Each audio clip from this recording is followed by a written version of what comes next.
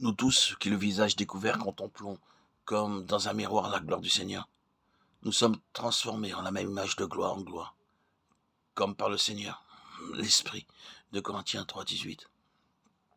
La vie spirituelle n'est pas stationnaire. Nous ne pouvons pas contempler Christ, le visage découvert, sans refléter quelque chose de sa gloire. Mieux nous le connaissons, plus notre communion avec lui augmente et plus nous devons lui ressembler. Un jour, je voyageais sur le Yangtze, à l'intérieur de la Chine. Il venait d'y avoir un orage et le soleil sortait, brillant, des nuages. Une impulsion intérieure me conduisit sur le pont où le Seigneur avait un message précieux à me donner.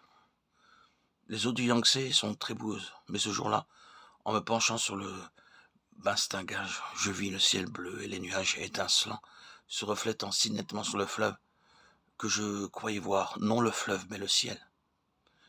Instantanément, le Saint-Esprit me rappela ce verset de 2 Corinthiens 3,18. Nous tous qui, le visage découvert, reflétant comme un miroir la gloire du Seigneur, nous sommes transformés en la même image de gloire en gloire. Et me dit, par toi-même, tu n'as pas plus d'attrait que l'eau de cette rivière.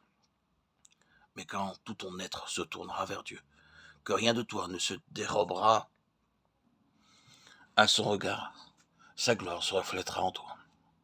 Et tu seras transformé en son image. Ceux qui te regarderont ne te verront plus, mais ils verront Christ en toi. Chers amis, vous et moi, reflétons-nous comme un miroir la gloire du Seigneur. Il y a cependant une progression dans notre ressemblance avec Christ. Nous sommes transformés de gloire en gloire. Il retranche tout sarment qui ne porte point de fruit en moi.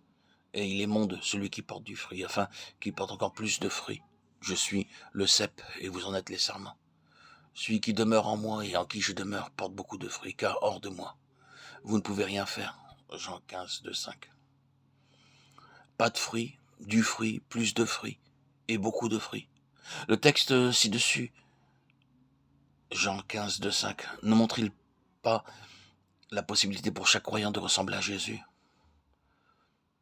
Il nous enseigne aussi que Dieu s'attend à nous voir progresser. Les expressions correspondent à certaines catégories de chrétiens. Dans laquelle êtes-vous? Seuls les chrétiens qui portent beaucoup de fruits glorifient le Père. Ainsi, si vous portez beaucoup de fruits, c'est ainsi que mon Père sera glorifié et que vous serez mes disciples. Jean 15, 8.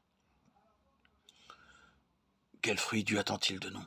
Il nous dit, mais le fruit de l'esprit, c'est l'amour, la joie, la paix, la patience, la bonté, la bénignité, la fidélité, la douceur, la tempérance. La loi n'est pas contre ces choses.